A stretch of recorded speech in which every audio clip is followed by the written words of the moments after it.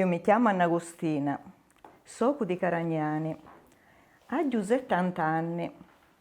Attualmente sono vedova e sono casalinga, però sono una mamma di 3 figlioli, una di 46 anni, l'altro 41 anni e l'altro più minore a 36 anni. Quindi la prima figliola l'ho già avuta e l'ho voluta, ero ancora fidanzata. Quindi non ero sposata e in più ero studente, ero allo terzo anno di università. E quindi in questo momento, dal momento che sono rimasta incinta, ho dovuto abbandonare l'università. Però sono rimasta sempre, ho aspettato a nascere la stella, quando la stella è un anno, con tanta buona volontà, ho detto, decido, deco arrivare alla meta, mi deco laureare, ero iscritta in scienze biologiche. Quindi in questo momento l'ho fatta sia per me in prima persona e pure per i miei genitori, perché i miei genitori tanto hanno fatto tanti sacrifici, perché babbo era un operaio e mamma casalinga, quindi mandammo a studiare, tanto studiai in Sassari, però era lo stesso faticoso e quindi gravavano gli spesi tutti innanzi alla famiglia. Tanto l'ho promesso a babbo e tu lo farai senz'altro, però ancora in accordo con mio marito, che mio marito ha detto poi ancora non continuare, però è giusto che giusto sia per te che per la tua famiglia alla conclusione del tuo progetto di vita. E così ho fatto. Ho ripreso a studiare con sacrificio, mi mancano 6 esami e mi sono laureata.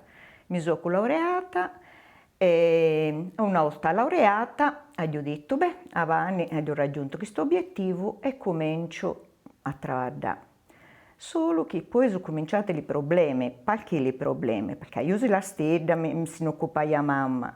Però lo lavoro, non è che lo lavoro la io a culto, lo lavoro scia lunga, Santa Teresa, Golfaranci, le supplenze.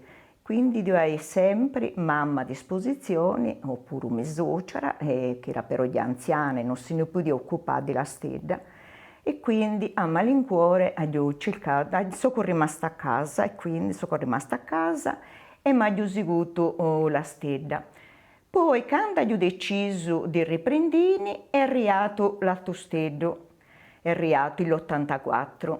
È arrivato l'altostedo e quindi devo seguire l'altostedo. Quando era appena più o meno verso i 10 mesi ho fatto una supplenza, ho ripreso in Olbia ai ragionieri un mese. Da poi sempre questa supplenza lunga, tanto ecco, chi è stato mio marito che ha detto no, basta, non possiamo stare con 2 stedi, portendoli, non c'era l'asilo nido, invece a Vani c'è l'asilo nido e quindi da priorità ancora agli stedi di crescere bene e alle mamme di poter lavorare, perché poi non è che si lavora solo nel caso meno, di lavorare solo per lo stipendio, però proprio perché ne permettine per dare qualche cosa di me di chi su che ho fatto e non rimanere in casa a occuparmi solo della famiglia, perché la famiglia può dare soddisfazione. Quindi ho cercato di fare qualche cosa, ma da poi purtroppo quando lo stesso mio, lo secondo, a 7 anni, ho dovuto interrompere di colpo ancora dell'idea e proprio Bucamilla dallo capo, perché lo stesso purtroppo ha avuto una grave malattia. Una grave malattia, lo si chiama in Cagliari, una brutta leucemia, è sanato perfettamente, però vi sono voluti anni di lotta e quindi vi sta io sempre a fianco. Sempre a fianco, poi quando lo stesso era l'altro, che è il terzo figliolo, quindi ho detto mi dedico alla famiglia e basta, e così ho fatto. E so cuviera però dai fatto questo, perché ho cercato di dare sempre lo massimo di questo che ho fatto, e in effetti a me tutto questo me l'hanno tornato me vidoli, perché me l'hanno dato tanto insoddisfazione. 3 bravi figlioli, un anno tutti e 3 studiato, qualcuno si è firmato prima, però ha studiato lo stesso, non manco il diploma, si occupiglia dell'uso travaglio, dell'azienda la grande, ancora di più da quando è mancato il babbo, e quindi tutti e 3 bravi, che continuano, che travagliano, e quindi la soddisfazione mia è stata chissà. Certo, Avani ha 70 anni e quindi faccio un riferimento diretto alla come Vidola che ha 46 anni e ha due nipoti, uno che ha 11 anni e l'altro che ha 8 anni. Ida travada, Ida è una commercialista e quindi travada, però ancora Ida si organizza e non travada a tempo pieno, perché circa ancora Ida, così come ha visto con me, che ho seguito ancora la famiglia, lo può fare, essendo Ida, non dipende da altre persone, ma è a conto suo. Quindi dico che tanto sacrificio si nella famiglia, però so sempre di parere che gli stessi vioni e la famiglia vio e non so d'accordo il fatto che devono rinunciare alla famiglia, perché poi la famiglia sì è vero ti pida tanto, perché quando sei giovane, sa gana di sci, sa gana di andare, di tornare alla famiglia, ti blocca. E poi quando una diventa mamma per sempre. Perché quello pensamento, io, cioè un di volte mi viene di occuparmi ancora dico, ma sono anni, non vi devo pensare, però mi preoccupi più sempre. Cioè la mamma rimane e tutta la vita rimane mamma. Non abbandona mai il suo ruolo, lo cane che ha avuto con la nascita. E quindi io sono sempre incoraggiando agli stessi i giovani che devono fare i vidoli, non devono rinunciare. Perché rinunciavo a noi certe soddisfazioni in la vita.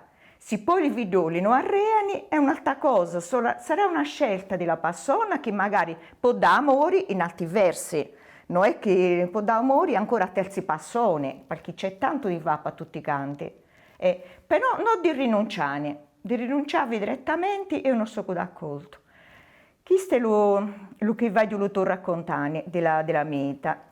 Luca ho pensato di fare e l'ho fatta e sono soddisfatta di questo. La società è purtroppo alcuni non vanno le vidole. Anni fa io ho inteso dire che c'erano le femmine che non erano vidole, li chiamano un termine che a me manco piace, vacantia, vacanta vuol dire, cioè senza nulla, una femmina che non faceva vidoli. In questo senso una femmina, secondo me, veniva vista come produttrice di vidoli, come una macchina di fare i vidoli. Invece no, non deve essere vista così. La femmina deve essere vista, la femmina innanzitutto può fare, ancora si decide di non avere i vidoli, può dedicarsi ancora ad altri vidoli o altri forme d'amore, dedicarla ad altre persone. Invece la scelta che ho fatto io, forse è stata ancora egoista io e mio marito, perché i vidoli li abbiamo voluti per noi. E quasi da poi erano i nostri, invece no, i vidoli, siccome i vidoli dal momento che sanno, i vidoli poi appartengono al mondo. E quindi i vidoli poi si andano dall'unido, non è che rimane con il babbo e con la mamma. Quindi la mamma deve essere ancora libera, che se non vuoi i vidoli, una femmina che non vuole i vidoli, può essere mamma ancora di 10 vidoli che non è in casa, ma se ne occupiglia in tante maniere. E quindi dà un grosso contributo per la società. Certo è tutto cambiato, io incentivo i giovani a i vidoli, perché è ancora l'altro lato della medaglia, che i vidoli ti danno la soddisfazione, lì di crescendo, e quindi ti danno tanta soddisfazione di ogni vidolo